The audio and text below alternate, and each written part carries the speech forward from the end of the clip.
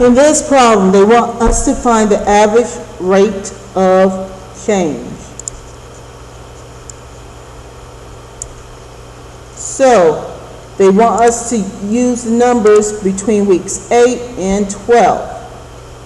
So, rate of change is the same thing as slope. So we're going to use our slope formula, y2 minus y1 over x2 minus x1. I made my x2, y2 week 12, and my x1,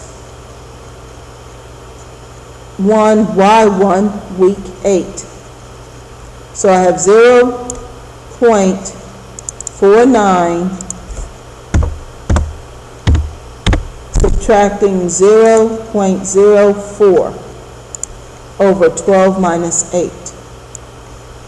That gave me 0.45 divided by 4, which gave me a rate of change of 0.1125, which is answer D.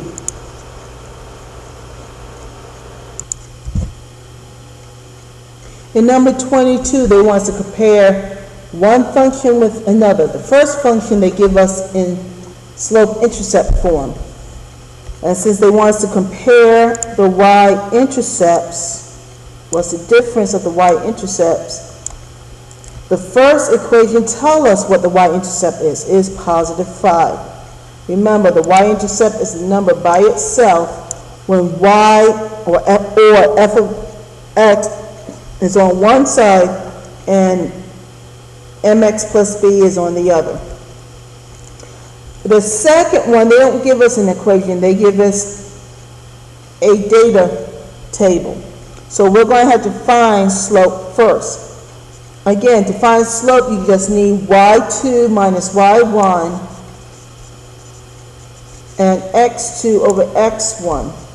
Again, it doesn't matter which points you use. I use -3, 4, and -1, 5, these bottom two. You could use any two you want, you will still get the same answer. So I did 5 minus 4, the y's, over -1 minus -3. Well, that gave me 1/2, because 5 minus 4 is 1, -1 minus -3 is a positive 2. Once I find my slope, so I have a slope, I have a y and an x. Again, once I have my slope, I can use any x-y combination I want. So again, I'm going to use the bottom one, -1, 5. To use any point you want to. So, I plug it into my slope-intercept form. Y equals mx plus b. So 5 for y equals 1/2 from the slope up here times x, which is -1, plus b. When I simplified, I have 5 equals a -1/2 plus b. To get b by itself, I have to move the -1/2, making it positive 1/2. So I have b equals 5 and 1/2, which means 5.5. So the answer is D.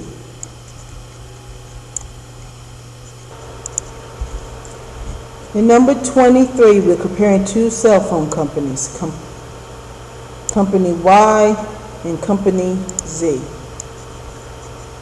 Company Y charges $10 startup fee plus 10 cents per minute, which is represented by X.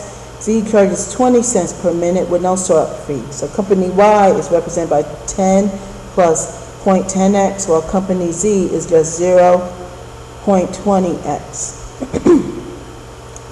To find the difference, all we have to do is subtract. When we subtract, we're going to combine the like terms. So we get 10 minus 0.10x. Now, since we want to write it as a function, function rules are y equals mx plus b. So y is going to come first.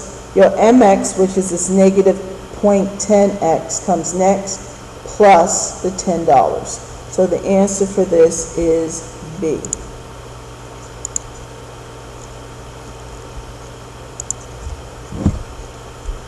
We want to find out whether this table represents an exponential rate or a constant rate. Okay? If you look at method 1, you go from 0 to 5, then 11, then 15, then 19, then 25. Obviously, the difference between 0 and 5 is 5, 5 to 11 is 6, 11 to 15 is 4, 15 to 19 is 4, and then 19 to 25 is 6. There is no constant change here. So this is neither a constant rate nor exponential for method 1. If you look at method 2, each time you are multiplying by 2. Since you are multiplying by a constant rate, it means method 2 is exponential. Answer is D. If it was adding or subtracting a number at a constant rate, then it would be C. In number 25, we're comparing two functions, the one graphed and the one that has an x-intercept of 4/3 and a y-intercept of -2. So my first step is to graph a y-intercept of -2, which will be here, and graph a x-intercept of 4/3, which is 1 1/3. So about here. Okay, so I'm going to place a line connecting those two intercepts together. All right. The lesser slope is the one whose y change is less. Okay, if you look up here, the slope of this, of the one that I just plotted, if you look, you go up 2 and over 1 1/3. Okay, so that's a little bit less than 2. If you look at the line that was plotted already, here's a point at 0, -5, another point at -2, 1. Again, slope is your y change over your x change. So as you can see here, you went up 1 and over 1, 2, 3. So 1 up and 3 to the right is equal to the slope of 1/3. You can also tell that the line that's already graphed for us is a lesser slope because it's not as steep as the blue line. In number 26, they give us a function that's measured in feet. And the function they give us is T of A equals -0.0018A plus 212. And they want us to tell them what the meaning of the slope is. Well, the slope is -0.0018. A negative slope means as one variable goes up, so the other must come down. So in other words, if x goes up, y must come down. If y goes up, x must come down. So we must change the slope to represent 1,000 feet instead of representing 1 foot. The equation they give us is per foot. So we're going to take our slope, multiply it by 1,000, which means basically just move the decimal 3 places over. So we get a -1.8. So that means that as we go up 1,000 feet, the boiling point of water decreases by 1.8 degrees. So the correct answer here is D. In number 27, you have a line segment that you read the endpoints. If it makes it easier for you to draw the line segment out, go ahead. Your coordinates are 2, 4, and 6, 8. K is your midpoint, okay? They want you to find the equation of a line perpendicular to JL passing through K. So your first step is find your midpoint. To do that, you got to use your midpoint formula. X2 plus X1 divided by 2, comma, Y2 plus Y1 divided by 2. So your X's are 2 and 6. Your Y's are 4 and 8. So I did 2 plus 6 divided by 2, comma, 4 plus 8 divided by 2. 2 plus 6 is 8 divided by 2. 4 plus 8 is 12 divided by 2. So your midpoint is 4, comma, 6. Once you have your midpoint, then you can find your slope. Perpendicular means opposite reciprocal slope. So first we got to find the slope of the original line. Again, you got to use your slope formulas.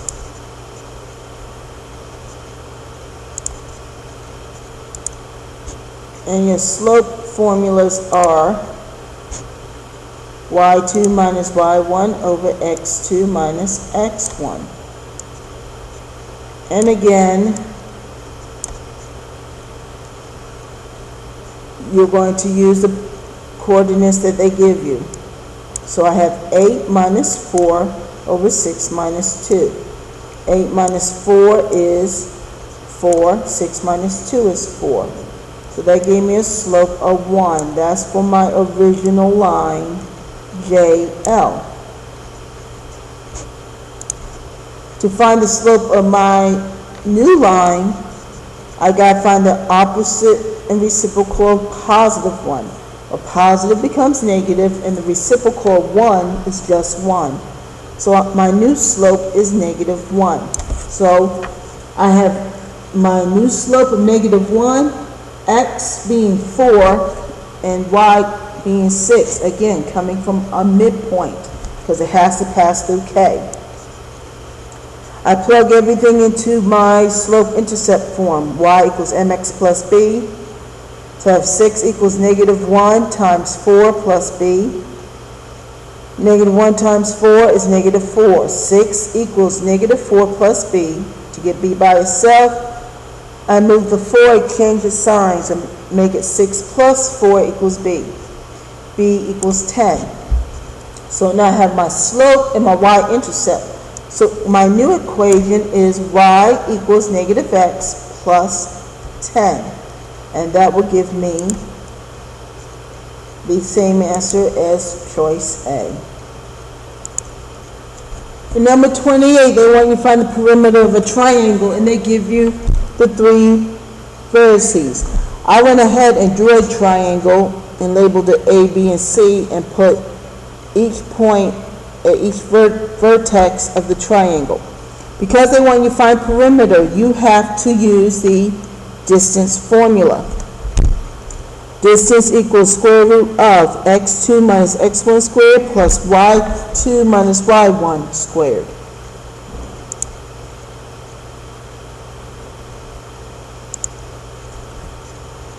So the first I'm looking for is side AB.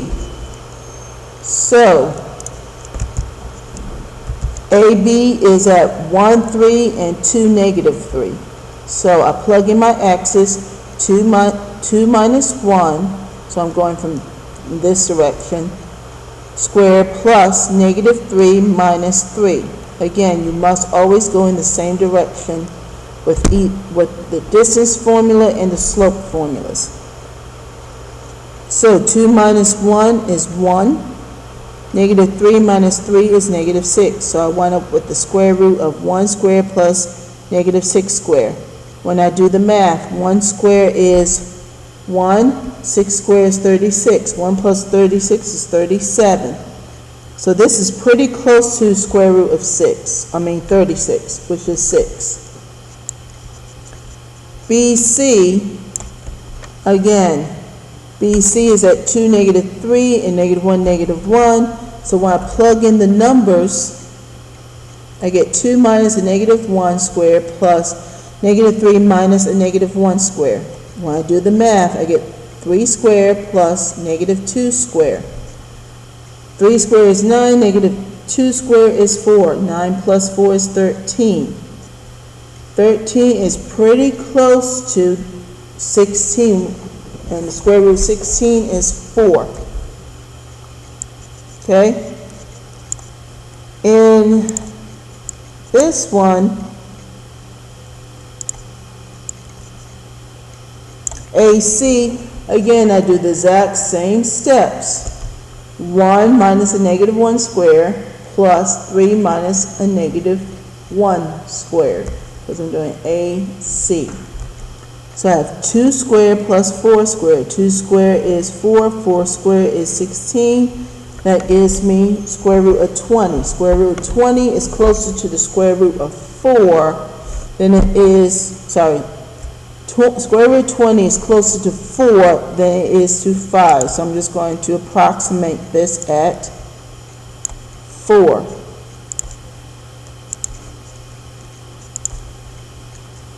So when I add up 6 plus 4 plus 4, I get 14, which is B.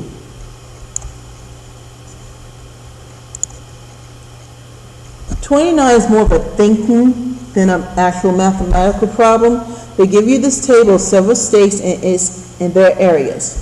Delaware has an area of 2,000 square miles, and we need to figure out how it changes the data points of this table. Well, Delaware, if we add it, is the smallest of the two. Okay? A says the mean increases. Well, since Delaware is the smallest, it's not going to increase the mean but decrease it. B, the range decreases. Well, now that we have a smaller number in 2,000, range, if you will remember, is the smallest number subtracted from the largest. So actually, since the smallest number is now 2,000 instead of 6,000, the range will increase. Interquartile range decreases. Again, interquartile range is based on the range. So if the range increases, the interquartile range will also increase. The only one that is true is D. Standard deviation will increase. In number 30, we have a total of 3,500 students. And they gave us the percents as decimals. So this freshman who like music is really 6%. Movies is 10%. Sports is 9% of the total student population. It's asked how many more seniors than juniors were included in the survey. So all we got to do is add up our numbers for music, movie, sports for juniors. That gives us 0.24. Times that by 3,500 total number of students. That totals over 840 juniors. We do the same thing for seniors. 0.08 plus 0.09 plus 0.10 gave us 0.27 times 3,500. That gave us 945 seniors. To find the difference, or how many more, we subtract 945 minus 840, and that gave us B, 105.